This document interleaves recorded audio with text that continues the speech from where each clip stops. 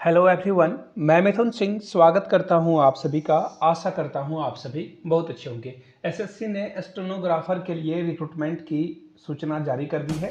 आप official website पर देख सकते हो और यहाँ भी जो नोटिफिकेशन है ये ऑफिशियल ही है। सबसे पहले date for submission of online application, इसके लिए डेट देखो 2 अगस्त से लेकर के 23 अगस्त तक आपको समय दिया जाएगा। आप ऑनलाइन एप्लीकेशन कर सकते हो। लास्ट टाइम जो है आप रिसीट की जो डेट वगैरह है ये आप देख सकते हो, 23 तारीख रखी गई है और 23 तारीख को ही जो है आपको ऑनलाइन पे करने का समय दिया जाएगा। अब देखिए फॉर्म में कुछ गलतियां हो जाती है तो सुधारने का मौका आपको 24 और 25 तारीख को दिया जाएगा और एग्जाम जो है वो अक्टूबर 2023 में कंडक्ट कराया जाएगा। क्लियर हो गई बातें। अब सीधे सिलेबस की ओर हम लोग चलते हैं। सिलेबस में क्या क्या आपसे पूछा जाएगा, किसकी किसकी तैयारी करनी है और किन टॉपिक को पढ़ना है और किन टॉपिक को नहीं पढ़ना है, सारी जानकारी आपको इस वीडियो में मिल जाएगी। अगर आप पहली बार चैनल पे आए हैं, चैनल को सब्सक्राइब कर लीजिए, घंटे वाला बटन नहीं दबाया है तो दबा लीजिए। देखिए स्कीम ऑफ एग्जामिनेशन यहाँ से आपको देखने को मिल रहा होगा। देखिए 3 पार्ट में आपका एग्जाम कंडक्ट कराया जाएगा। पहले पार्ट में क्या होगा, जनरल इंटेलिजेंस एंड रीजनिंग पूछा जाएगा। 50 क्वेश्चन रहेंगे और 50 नंबर आपको यहाँ पे मिलेगा। आगे देखो जनरल अवेयरनेस से 50 क्वेश्चन और 50 नंबर आपको यहाँ भी दिए जाएंगे। इंग्लिश लैंग्वेज और कॉम्प्रीहेंशन से 100 क्वेश्चन पूछे जाएंगे और 100 नंबर आपको यहाँ पे मिलेगा। तो कुल मिलाकर बात क्या हो गई, जनरल इंटेलिजेंस और रीजनिंग, इसके अलावा जनरल अवेयरनेस, इंग्लिश, ये आपसे पूछा जाएगा। यहाँ से आप देख सकते हो 3 से 4 टॉपिक ही आपको देखने को मिलेगा। अब देखिए डिटेल्स में हम लोग टॉपिक वाइज भी समझेंगे। सबसे पहले यहाँ से देख लो, क्वेश्चन जो है ऑब्जेक्टिव टाइप होगा और इंग्लिश और हिंदी दोनों में होगा, सिर्फ लैंग्वेज को छोड़कर। अब देखिए नेगेटिव मार्किंग भी होगी 1/3, यानी कि अगर आपने 3 क्वेश्चन रॉन्ग कर दिए तो आपका 1 मार्क्स जो है वो कट जाएगा, यानी कि कट कर लिया जाएगा। ठीक है। एग्जामिनेशन में नॉर्मलाइजेशन भी आपको देखा जाएगा, यानी कि नॉर्मलाइजेशन की प्रक्रिया यहाँ पे होगी। चलिए आगे देख लेते हैं। अब देखो सिलेबस हम लोग डिटेल्स में देखते हैं कि क्या क्या पूछा जाएगा। सबसे पहले जनरल इंटेलिजेंस और रीजनिंग में क्या पूछा जाएगा। It would be included question of both verbal and non verbal type के क्वेश्चन आपको रीजनिंग में देखने को मिलेगा। अब देखिए क्या क्या पूछा जाएगा, एनालॉजीज भी पूछी जाएगी, सिमिलैरिटीज भी पूछा जाएगा, डिफरेंसेस पूछा जाएगा, स्पेस विजुअलाइजेशन पूछा जाएगा, प्रॉब्लम सॉल्विंग पूछा जाएगा। इसके अलावा देखो यहाँ से आपको और भी चीजें दिखा देता हूँ मैं।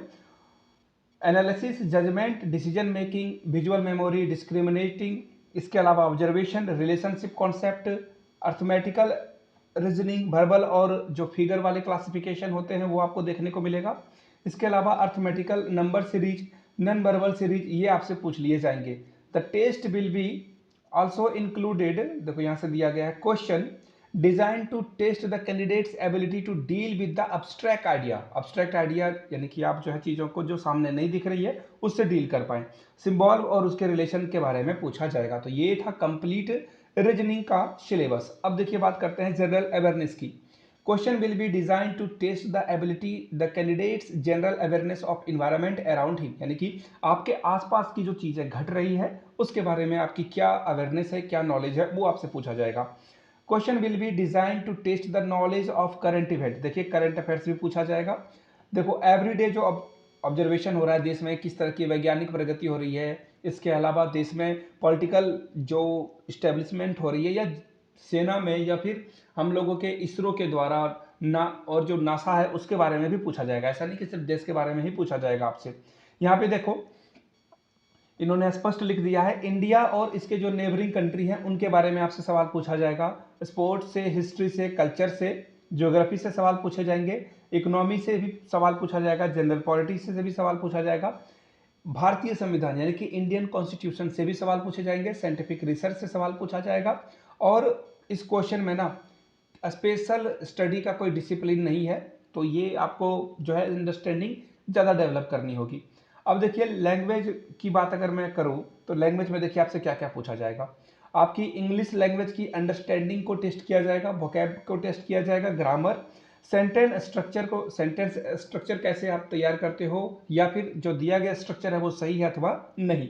एंटोनिम्स एनोनिम्स आपको यहाँ पे देखने को मिलेगा। इसके अलावा इसका करेक्ट यूज क्या है और हिज और her writing ability would be tested, writing ability को भी यहाँ पे परखा जाएगा। अंत में देखिए स्किल टेस्ट आएगा, जिसमें कि देखो स्किल टेस्ट में स्टेनोग्राफी के लिए जो है वन डिक्टेशन के लिए आपको 10 मिनट का समय दिया जाएगा, इंग्लिश या हिंदी। अब देखिए इसमें क्या पूछा गया है, स्पीड जो होनी चाहिए आपकी 100 वर्ड पर मिनट होनी चाहिए स्टेनोग्राफर सी के लिए, और 80 वर्ड पर मिनट आपका होना चाहिए ग्रुप डी के लिए। यहाँ पे इन्होंने स्पष्ट रूप से ग्रेड डी के लिए जो है लिख रखा है। यहाँ से देख लीजिए स्किल टेस्ट का जो टाइमिंग होगा वो आप देख लीजिए। सबसे पहले स्टेनोग्राफर ग्रेड डी के लिए इंग्लिश के लिए जो है 50 मिनट का वक्त दिया जाएगा, और टाइम ड्यूरेशन जो होगा इन minute for the eligible candidate के लिए वो 70 है। यहाँ पे स्टेनोग्राफर ग्रुप डी के लिए हिंदी जो है आपको 65 मिनट में करके दिखाना होगा, और 90 ये करके दिखाना होगा। इसी तरह से देखो सी में इंग्लिश के लिए जो है 40 और यहाँ 55, स्टेनोग्राफर में हिंदी के लिए 55 और 75।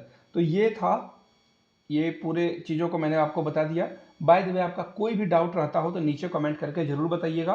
वीडियो यहाँ तक देख लिया और आपको सब कुछ समझ में आ गया होगा तो नीचे कमेंट करके जय हिंद जरूर लिखिएगा, ताकि मुझे पता चल सके वीडियो आपने यहाँ तक देख ली है।